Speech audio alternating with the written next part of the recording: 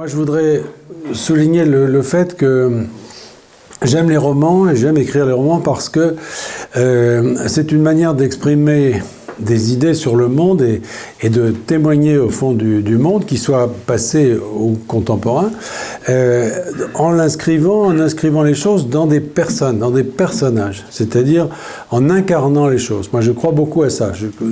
Plus j'avance dans la vie, moins je peux finalement me satisfaire des présentations abstraites, si vous voulez, où, vous savez, les essais, on dit c'est blanc, c'est noir, etc. La vie n'est pas comme ça, elle est plus compliquée, elle est plus ambiguë, elle est plus ambivalente, et les personnages sont toujours compliqués. Donc, incarnation. Et pour revenir à votre question, finalement, c'est un peu ce qui est au cœur du livre, si vous voulez.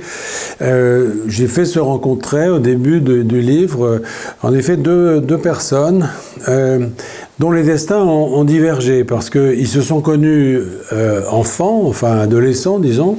Ils ont été dans les mêmes classes et ils ont dans les mêmes écoles, si vous voulez.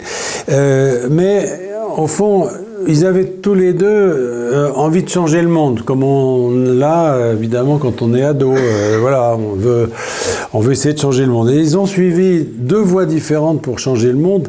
L'un s'est engagé au fond dans l'action, j'allais dire, publique, politique, militaire un petit peu. Il est entré dans l'armée, il est ensuite passé dans les services secrets, les agences de sécurité. On en reparlera peut-être, cette perméabilité entre ces carrières militaires et des carrières plus, au fond, d'agences de sécurité privées. Donc ça, c'est la voie qu'il a suivie, en suivant finalement l'exemple de grands modèles qu'il avait pu trouver dans l'histoire, hein, de Gaulle, Mao Tse-tung, Alexandre le Grand, ce que vous voudrez. Donc c'est une façon assez classique finalement d'envisager le changement des choses et du monde. C'est l'engagement dans la mêlée, si je puis dire. Et l'autre, au contraire, s'est un peu enfermé dans ses équations. Il était doué pour les maths et il s'est mis dans un garage à Los Angeles avec un copain. Ils bricolaient leurs ordinateurs, ou ce qui en servait ce qui en tenait lieu à l'époque, parce que c'était vraiment les tout débuts de l'informatique et de ces nouvelles technologies. Et au fond, le changement du monde pour lui, c'était se passer dans le virtuel, on pourrait dire. Sauf que, et ça c'est l'histoire qui les a rejoints, c'est dans ces garages qu'on visite d'ailleurs aux États-Unis aujourd'hui, qu'ont été découverts ces algorithmes qui ont créé Google, qui ont créé ces immenses empires finalement, à la fois financiers, technologiques, etc. Ils ont commencé là. D'ailleurs, quand vous allez en Californie, on vous fait visiter le garage où a été découvert l'algorithme de Google. Il n'y a pas beaucoup de monuments historiques, ils sont beaucoup moins riches que nous de ce point de vue. Ils n'ont pas une cure, ils n'ont pas une belle église comme on a ici. Et donc, ce garage était le point de départ d'une aventure extraordinaire. Et ça m'intéressait parce que, si vous voulez, imaginez ces deux personnes qui se rencontrent 20 ans, 25 ans après. Leurs destins ont considérablement divergé. Celui qui s'est engagé dans le monde, finalement, n'a pas réussi à changer grand-chose et il est un peu à la dérive. Il vient d'ailleurs d'organiser une espèce d'opération qui s'est mal terminée. Il a passé quelque temps en prison. Et l'autre, vous voyez, les nouvelles technologies sont parmi nous d'ailleurs. Et l'autre... Et l'autre, au contraire, il a en effet changé le monde, parce que je pense que c'est, dans les 50 dernières années, c'est la plus grande transformation de nos vies.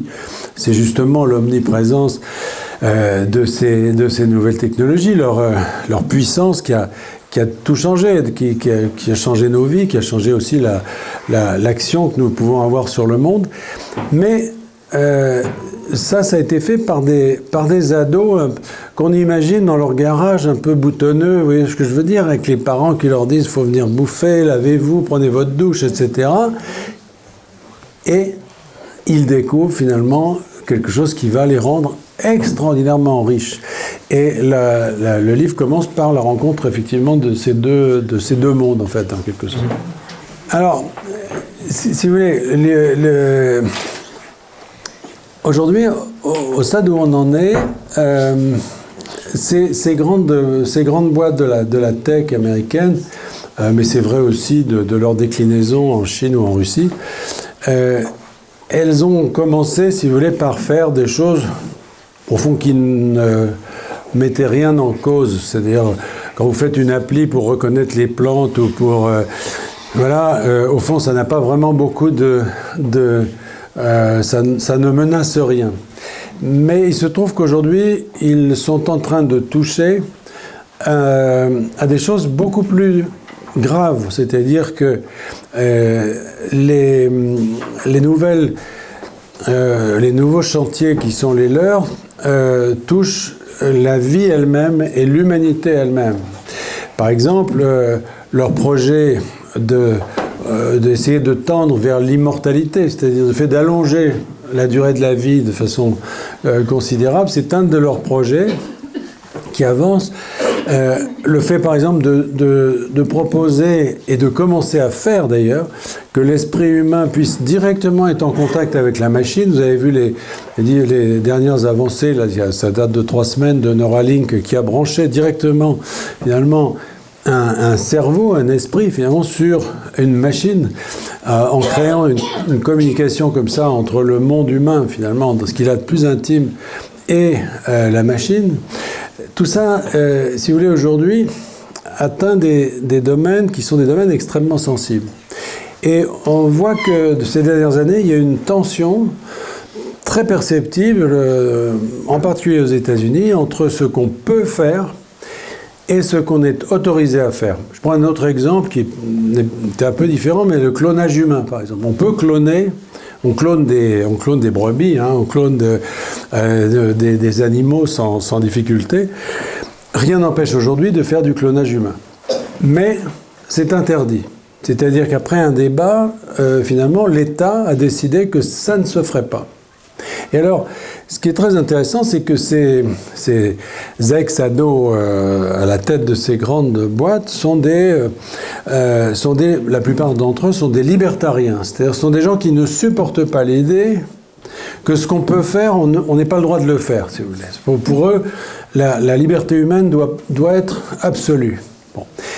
Et ils sont de plus en plus en conflit avec l'État, c'est-à-dire avec les règlements, avec les lois, avec les lobbies écologiques, religieux, etc., qui s'opposent à eux.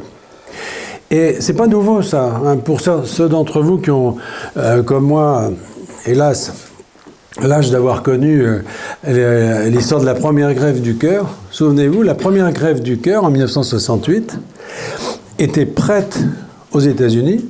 Tout avait été inventé là-bas par le professeur Shumway. Tout était prêt.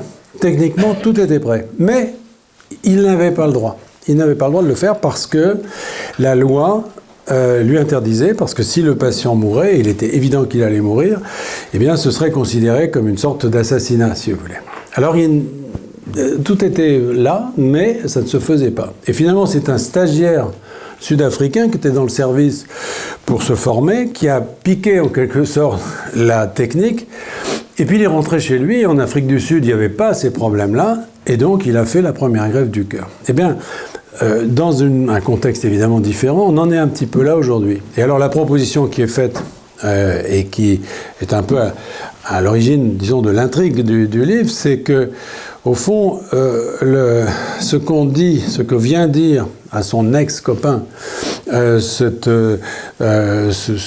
type qui a fait sa carrière plutôt dans le renseignement, il lui dit ceci, il lui dit finalement, votre limite aujourd'hui, c'est l'État, vous voulez vous affranchir du contrôle de l'État, ben finalement, pour se libérer de l'État, la meilleure solution, c'est peut-être tout simplement d'en avoir un.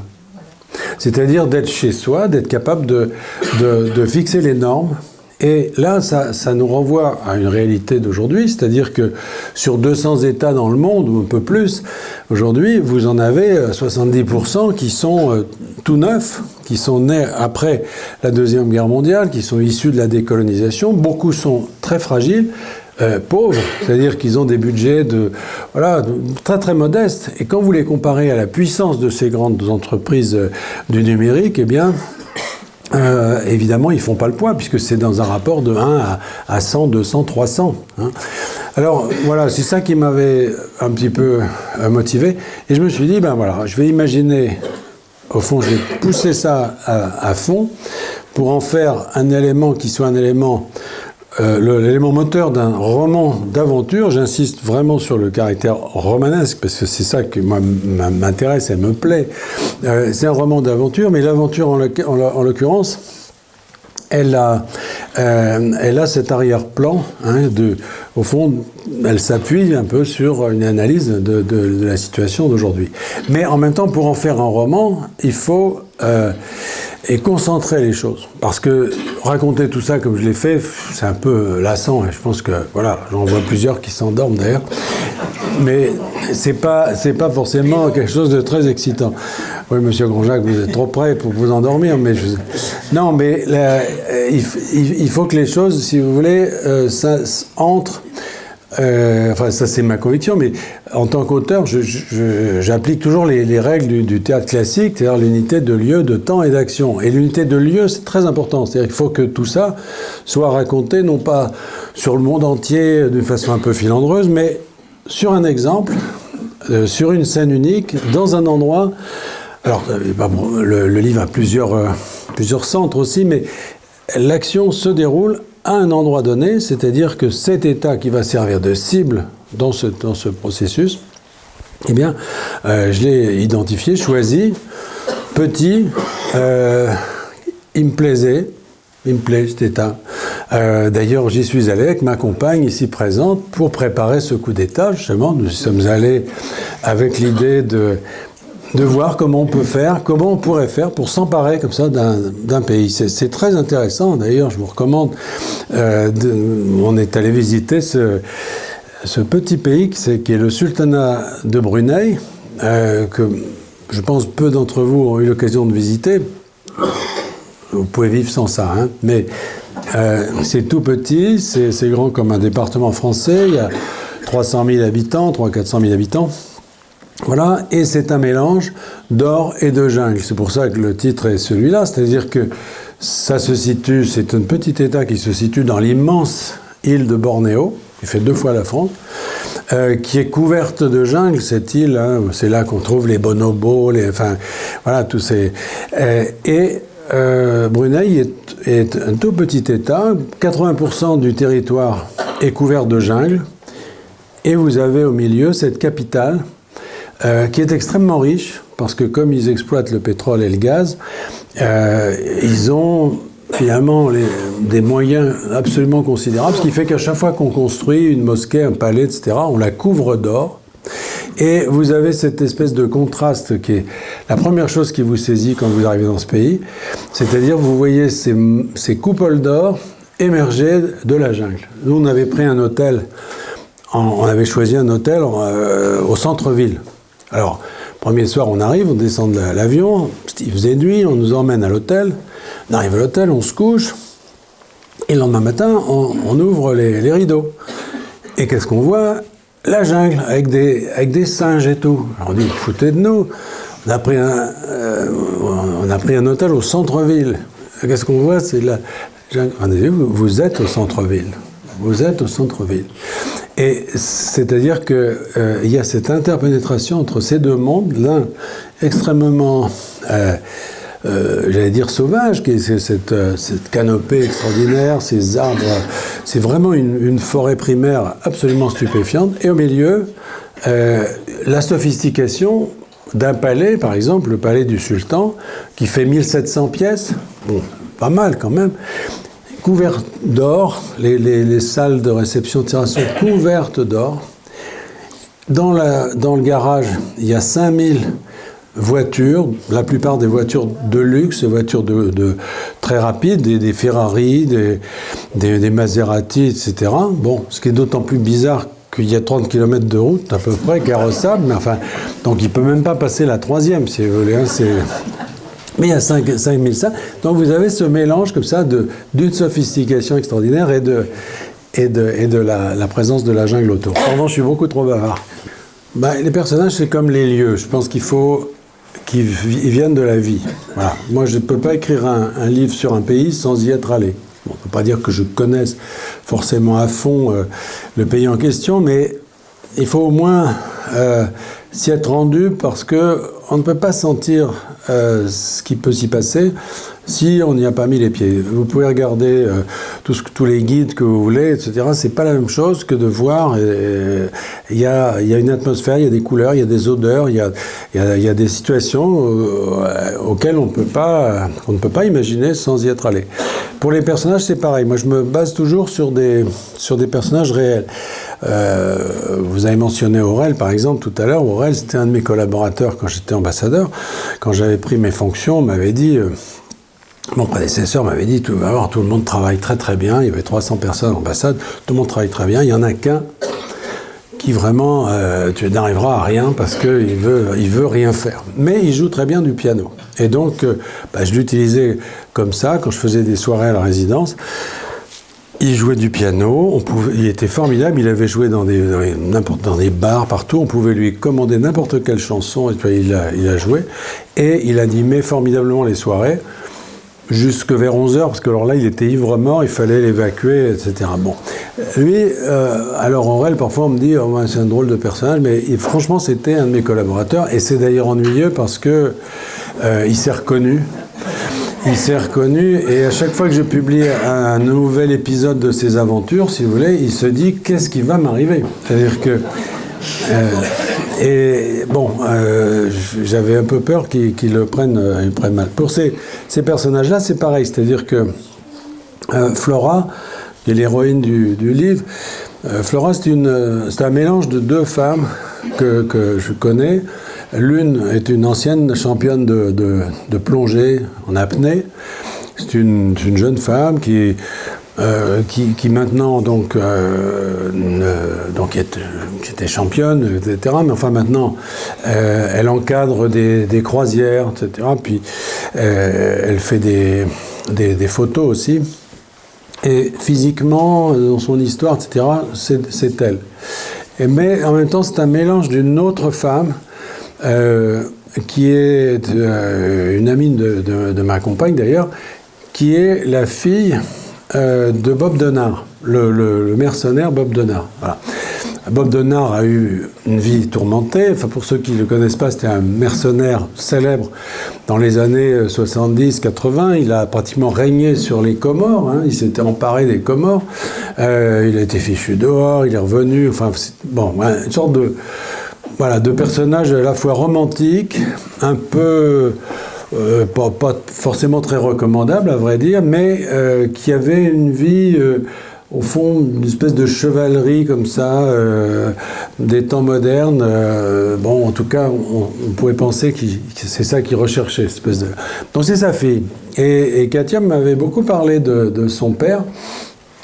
Et je trouvais intéressant de donner, alors là j'en ai fait le grand-père de l'héroïne, je trouvais intéressant, si vous voulez, au milieu, dans une histoire où beaucoup de personnages sont mus par des considérations finalement assez terre-à-terre, gagner de l'argent, avoir du pouvoir, etc. Enfin, au fond, leurs motivations sont assez matérielles. Flora, elle se trouve engagée dans cette opération, et c'est elle qu'on va suivre pour la découvrir, finalement, pour se rendre compte de ce qui se passe. Mais elle, finalement, son idéal, il n'est pas matériel. Elle n'est pas motivée ni par l'argent, ni par le pouvoir, ni tout ça. Mais il y a, dans sa mémoire, le souvenir de ce grand-père qu'elle n'a pas connu, mais dont elle a vu... elle a vu ses photos, il y avait cette présence, finalement, et cette espèce de modèle... encore une fois romantique, qu'elle a d'autant plus considéré comme romantique que la fantasmée, elle ne l'a pas vraiment connue. Et c'est ce qui finalement va la motiver, c'est au fond de rester fidèle à l'idée qu'elle se fait de ce grand-père et de ce qu'il aurait fait lui à sa place. Voilà. Et c'est d'ailleurs assez marrant parce que Bob Denard, petite histoire, je ne sais pas, une parenthèse, mais Bob Denner, il a assez mal fini, le pauvre, parce qu'il a eu une maladie d'Alzheimer. Il a eu la maladie d'Alzheimer. Donc, à un moment donné, il avait perdu complètement la boule. C'est-à-dire qu'il ne pouvait pas... Et il ne pouvait plus s'habiller, il se trompait de sens pour ses chaussures, enfin il était complètement à l'ouest. Mais les Africains continuaient de lui faire confiance. Et il y avait beaucoup de gens, beaucoup de leaders africains qui venaient le voir et qui demandaient rendez-vous pour avoir des conseils. Et sa femme disait, bon, il a perdu la boule, mais tant pis, tant pis. Alors il partait déjeuner avec des types qui voulaient organiser des coups d'État dans leur pays. Qu'est-ce qu'ils pouvaient leur raconter ? C'était mystérieux, d'autant plus qu'à chaque fois, c'était en proposant de prendre la tête de l'insurrection, alors que je vous dis, il se perdait chez lui. Mais il revenait, sa femme disait, ça lui fait du bien, il est content. Donc on n'a jamais su exactement ce qu'ils ont fait de conseils qu'il a donnés, mais enfin, lui, il était heureux. Et voilà, il y avait, vous voyez, ce genre de personnages qui sont un peu, au fond... aujourd'hui, qui sont un peu décalés, enfin, mais qui peuvent servir de modèle pour quelqu'un qui cherche, au fond, à se situer dans le monde. Voilà. Et ils sont tous comme ça, tous les personnages. Par exemple, de Lachaud, dont vous parliez, c'est un professeur, et c'est un professeur qui a théorisé, qui s'est intéressé, un professeur de sciences politiques, qui s'est intéressé au coup d'État. Bon, aux questions des coups d'État. Le coup d'État, c'est vraiment un sujet qui intéresse beaucoup de monde, et notamment des écrivains, depuis longtemps. On peut dire depuis Cicéron, la conjuration de Catilina, c'est l'histoire d'un coup d'État. Machiavel, pareil, le prince, c'est finalement une sorte de manuel du coup d'État. Malaparte a écrit Technique de coup d'État, qui est un grand classique là-dessus. Donc, de Lachaud se situe dans cette filiation, pour des raisons qui sont expliquées à travers sa biographie. Et moi, je me suis inspiré d'un de mes amis et c'est son histoire. D'ailleurs, Denis Tillinac a raconté dans un roman l'histoire de cet homme, le vrai, celui qui existe. Je ne vous donnerai pas son nom, le pauvre, mais enfin, lui, il s'est tout de suite reconnu, parce que il est chauve. Mais aujourd'hui, c'est pas le seul. Mais aujourd'hui, il accepte. Mais moi, quand je l'ai connu, il se mettait une moumoute.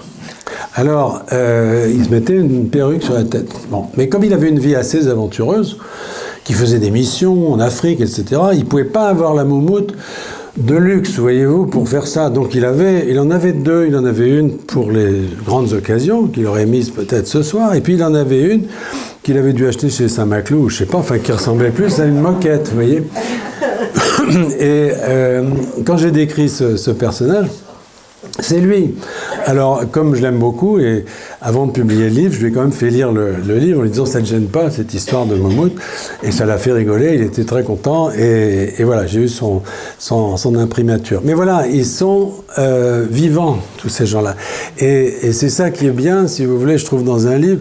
Et c'est ça, d'ailleurs, qui nous crée, je trouve, en tant que romancier, une sorte d'obligation d'être dans la vie. C'est parce que si on veut nourrir un livre avec de la vie, il faut vivre soi-même. C'est-à-dire qu'il faut, il faut rencontrer du monde, il faut observer les autres. Et là, la médecine, moi, m'a beaucoup aidé parce que j'ai commencé mes études, c'est mené à bien d'ailleurs, comme médecin. Donc on m'a appris à regarder. C'est la première chose qu'on apprend, qu'on enseigne aux jeunes médecins, c'est regarder, c'est l'observation.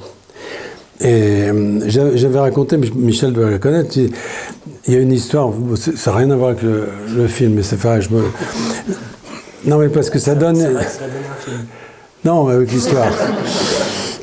Non, c'est l'histoire d'un de mes maîtres, je me rappelle toujours, qui un jour s'est amusé avec ses étudiants, je la connais, avec ses étudiants, il avait pris un verre d'urine. Et puis, il a mis un doigt. Donc on était tous autour. Un doigt. Il y avait un patient. Du patient. Puis il dit rien. Passe le verre.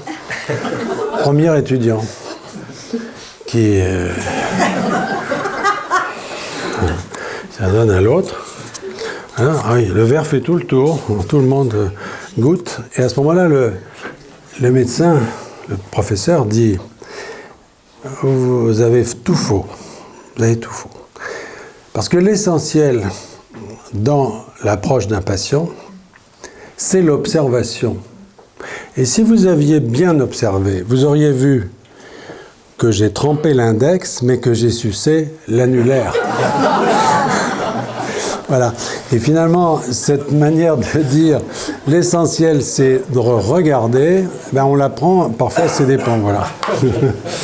Je vous ai parlé de cette littérature sur les coups d'État. Bon, elle est assez abondante. Elle a culminé, je dirais, avec le livre d'Edvard Luttwak en 1968, qui a été actualisé dans les années 90, qui s'appelle « Coup d'État, un manuel pratique ». Et c'est en effet le coup d'État pour les nuls. Il y a même des schémas où mettre les chars autour du palais, etc. Enfin, c'est vraiment voilà. Mais tout ça, c'est une autre époque. Alors, il y a toujours des coups d'État comme ça, au Gabon récemment. Voilà, il y a toujours des coups d'État comme ça, c'est-à-dire des coups d'État où on tire 3 coups de feu, on s'empare du palais. Et Haïti en ce moment, absolument. C'est-à-dire que ça reste on peut toujours se servir de livre de Luttwak si vous avez envie de faire un coup d'État. Mais on est en train de passer à un autre stade parce que je prends un exemple. Dans la théorie classique du coup d'État, il y a une chose qu'il faut faire en premier, c'est prendre d'assaut la radio-télévision. S'emparer des moyens de communication et puis faire une proclamation, etc. Aujourd'hui, ça n'a aucun sens. C'est pas la peine. C'est pas la peine. L'information, elle passe par bien d'autres canaux. C'est-à-dire que le contrôle des réseaux sociaux, etc., est beaucoup plus important que le contrôle d'une radio d'État que personne n'écoute, ou en tout cas à laquelle personne ne croit. Donc, si vous voulez, l'idée qui est exprimée dans le livre Part de la chose, c'est l'idée que finalement, par l'extérieur, avec des fausses informations, à condition qu'elles soient bien injectées au bon endroit, on peut arriver finalement à rompre l'unité d'un pays, à dresser les communautés les unes contre les autres et à faire en sorte en quelque sorte que le pays tombe de lui-même, que le pouvoir tombe de lui-même. Ça nous renvoie, si vous voulez, moi j'ai parlé de Brunei parce que dans le récit, c'est ça qui permet d'articuler un récit. Mais si on prend un peu de recul et qu'on pense à nous, le destin de Brunei ne nous empêche pas de dormir, franchement. En revanche, l'utilisation de ces fake news, l'utilisation de ces deepfakes, comme on appelle ça aujourd'hui, c'est-à-dire de fausses informations bien ciblées, totalement maîtrisées aujourd'hui. C'est-à-dire on peut fabriquer une fausse vidéo indétectable, une fausse interview absolument authentique, si vous voulez, même si elle est fausse, etc. On voit très bien que ça nous concerne, par contre. Ça nous concerne. C'est-à-dire que cette guerre informationnelle, elle est aussi chez nous.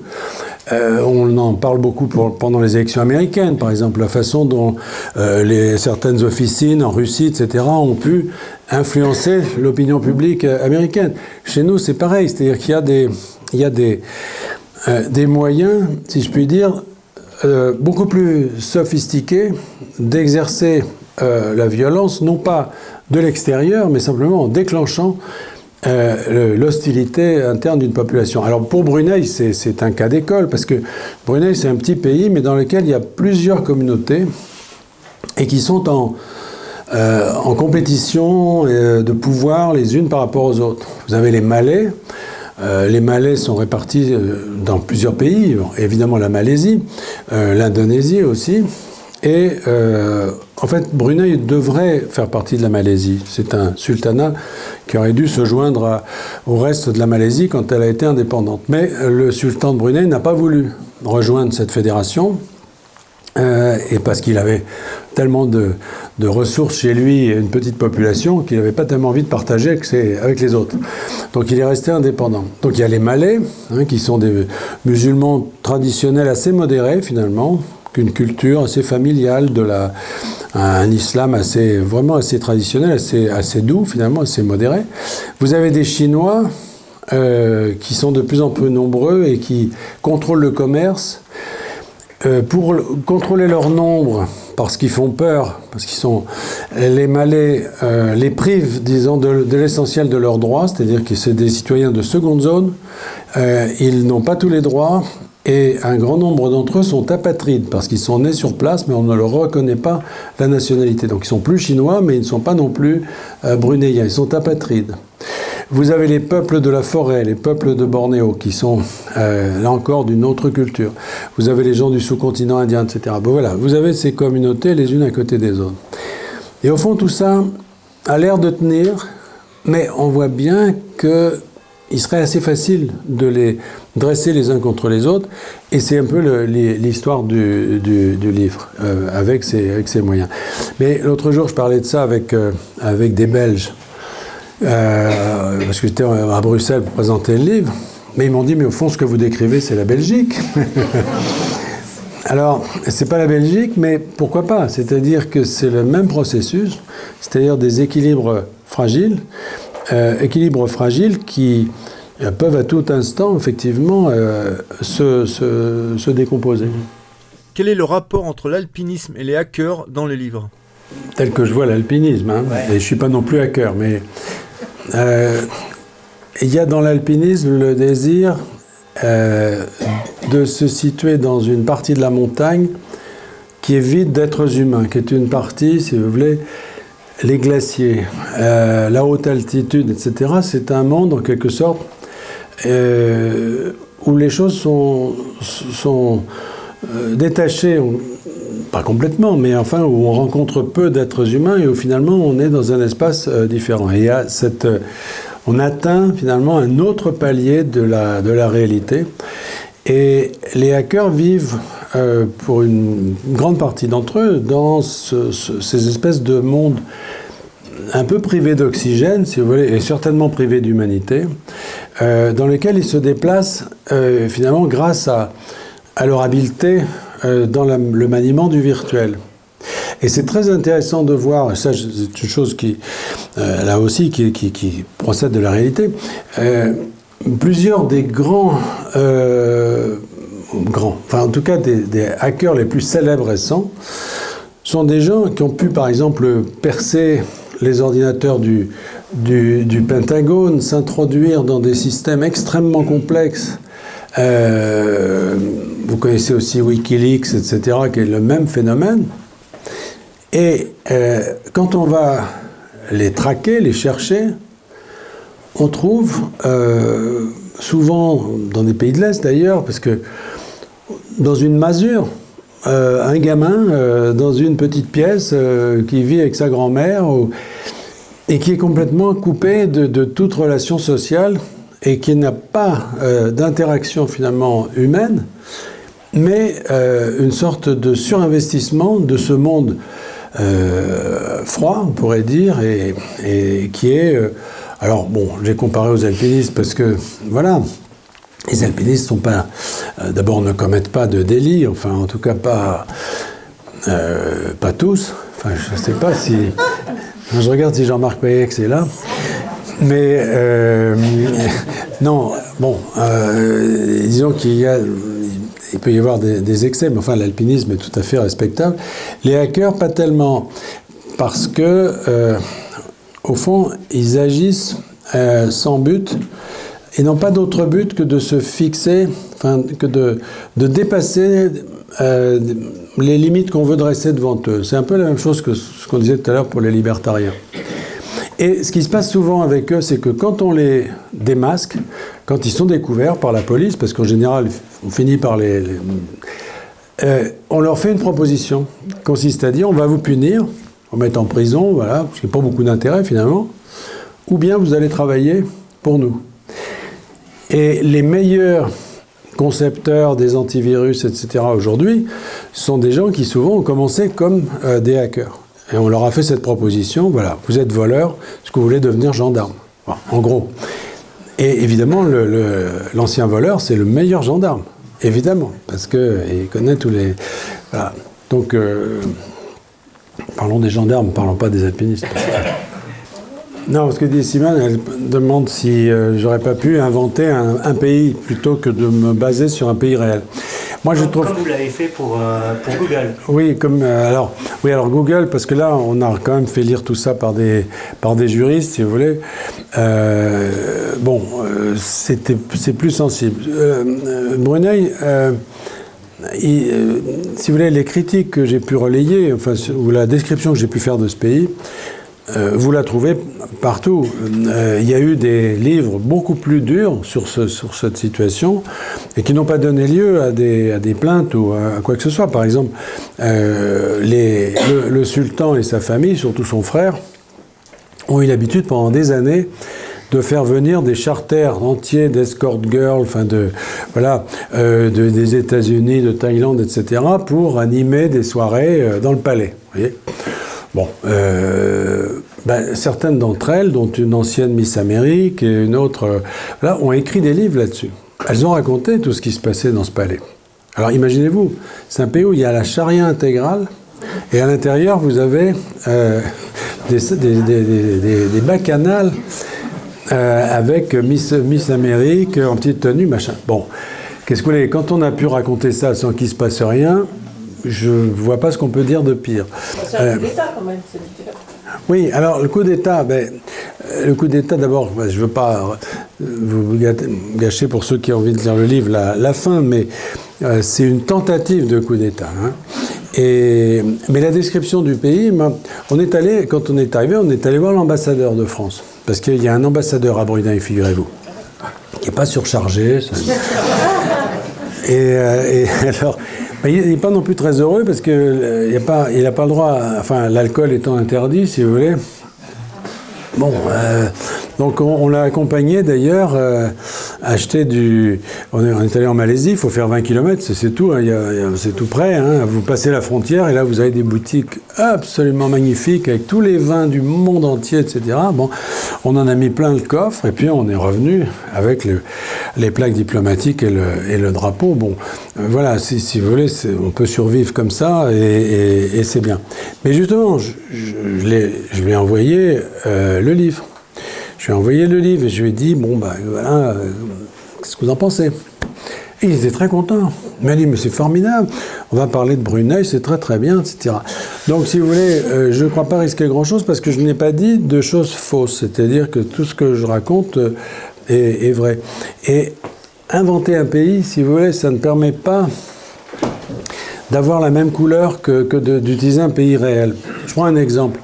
Quand vous vous baladez sur la rivière Brunei, puisque ces pays Bornéo en fait est très dense comme forêt, les zones peuplées sont les embouchures des rivières. Donc la rivière Brunei est très large, c'est là que se situe l'État, avec cette ville qui au départ était sur pilotis. Donc pour visiter le pays, vous n'avez pas beaucoup d'autres moyens que de prendre une petite barque et puis de vous balader sur la rivière. Alors c'est ce qu'on a fait. Et quand vous vous baladez sur la rivière, le batelier vous dit « Ah, un crocodile !» Alors qu'est-ce que vous faites ? Vous prenez votre téléphone, votre appareil photo, vous photographiez le crocodile. En disant « Formidable, un crocodile, tout. » En pleine ville, un crocodile. Alors on continue, puis on revient une heure et demie plus tard. Et le crocodile est toujours là. Alors après, à l'hôtel, on voit des gens, on leur dit « Tiens, on a vu un crocodile ». Et ils nous disent « Ah ben oui, vous avez vu le crocodile ». Comment ça, le crocodile ? Ah ben c'est un crocodile, il est toujours là, c'est le crocodile. Alors on s'est rendu compte d'une chose, c'est que dans ce pays où la plupart des gens vivent de la rente pétrolière, si vous voulez, ce crocodile était fonctionnaire. C'est-à-dire que ce crocodile est en gros payé par l'office de tourisme, il est nourri en tout cas par l'office de tourisme et il est là toute la journée. Et en rentrant, on a découvert qu'il avait un compte Instagram, ce crocodile. Il y a un compte Instagram au nom de ce crocodile, tellement il est fameux. Alors il est tellement bien là qu'il n'a aucune raison d'aller se balader ailleurs, il est là. Bon, c'est des petits détails, c'est un peu de couleur, mais si vous voulez, tout ça sont des choses qu'on ne peut pas... qu'on ne peut pas imaginer autrement que... qu'on ne peut pas imaginer tout simplement, qu'il faut aller voir, parce que dans les guides, vous allez trouver la photo du crocodile, mais personne ne vous dira qu'il est fonctionnaire, vous voyez ? Et tout est comme ça, voilà, ce qui fait que moi je préfère toujours évidemment prendre un peu le risque, mais j'ai rarement eu d'ennui de ce type, hein, parce que je préfère prendre le risque. J'avais fait un livre sur Acapulco par exemple, au Mexique, qui est pourtant une ville extrêmement dangereuse, j'y suis allé quand même. Et si je n'étais pas allé moi-même à Acapulco pour préparer le livre, j'aurais jamais découvert l'hôtel qui était la propriété de John Wayne et de Johnny Weissmuller, qui existe toujours. Cet hôtel n'a pas changé depuis les années 60, et c'est pareil. On ne peut pas imaginer une chose pareille, c'est-à-dire que vous êtes là, vous avez l'impression que vous allez voir Lorraine Bacall sortir de la douche. Rien n'a bougé, si vous voulez. Et ça, pour découvrir ce genre de choses, il faut aller sur place.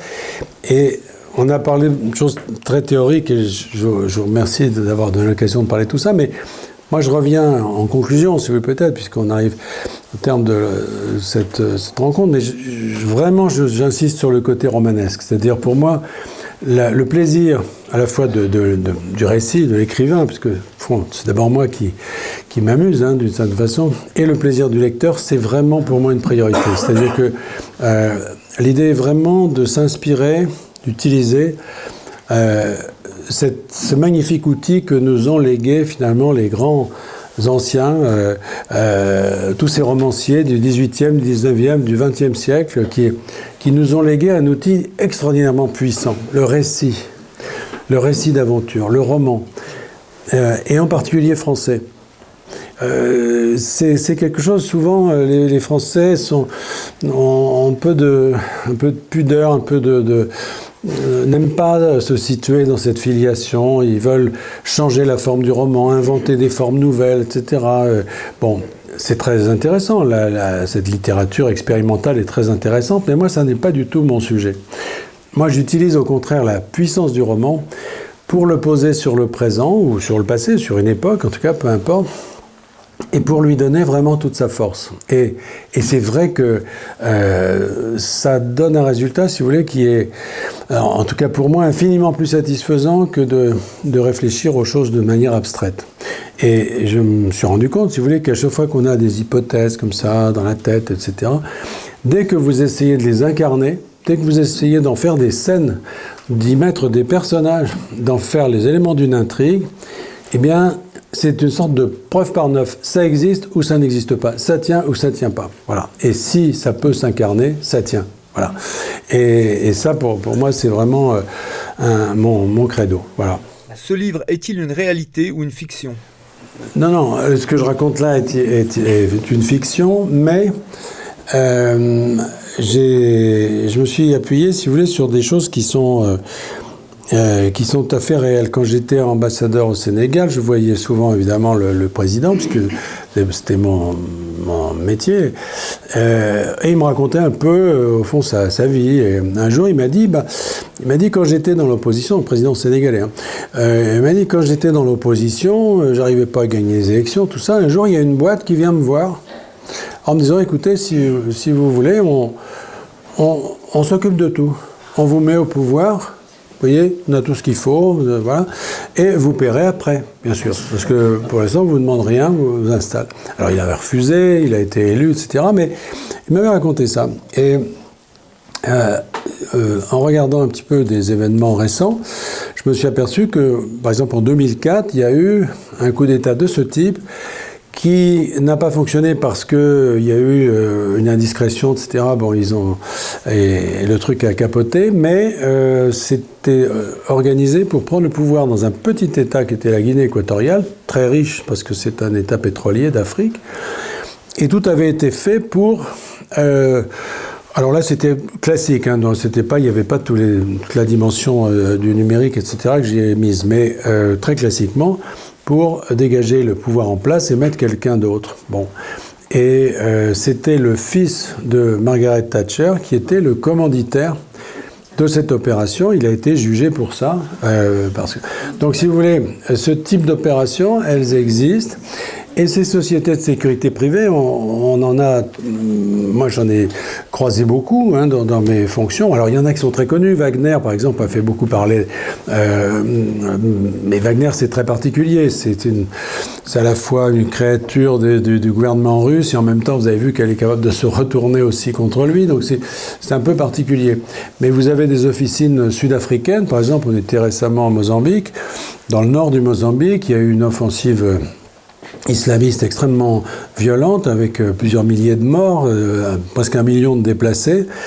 Et la colonne d'insurgés a failli s'emparer de la capitale régionale.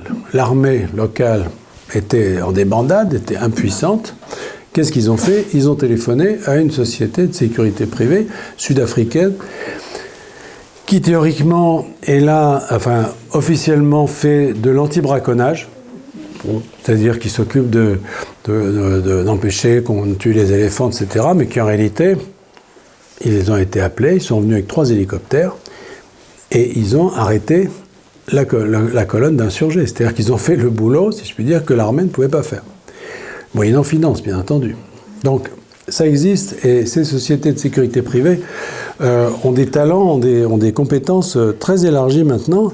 Alors, certaines se spécialisent pour certaines tâches, si vous voulez, de sécurisation de zones industrielles, etc. Mais d'autres sont en mesure, si vous voulez, d'aller très loin de rendre des services, si je puis dire, très très sophistiqués.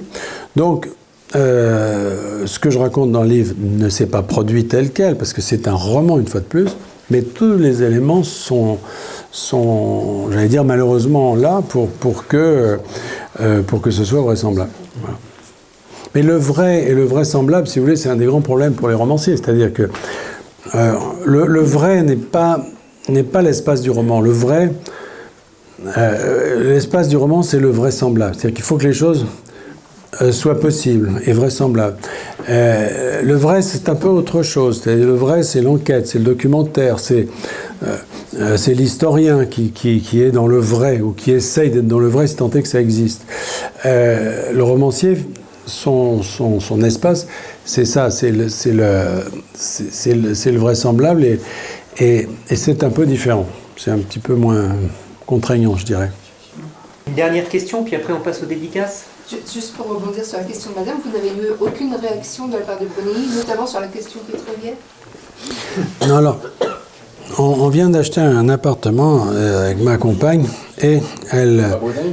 Non, alors justement, non, elle est à Paris et elle aime beaucoup les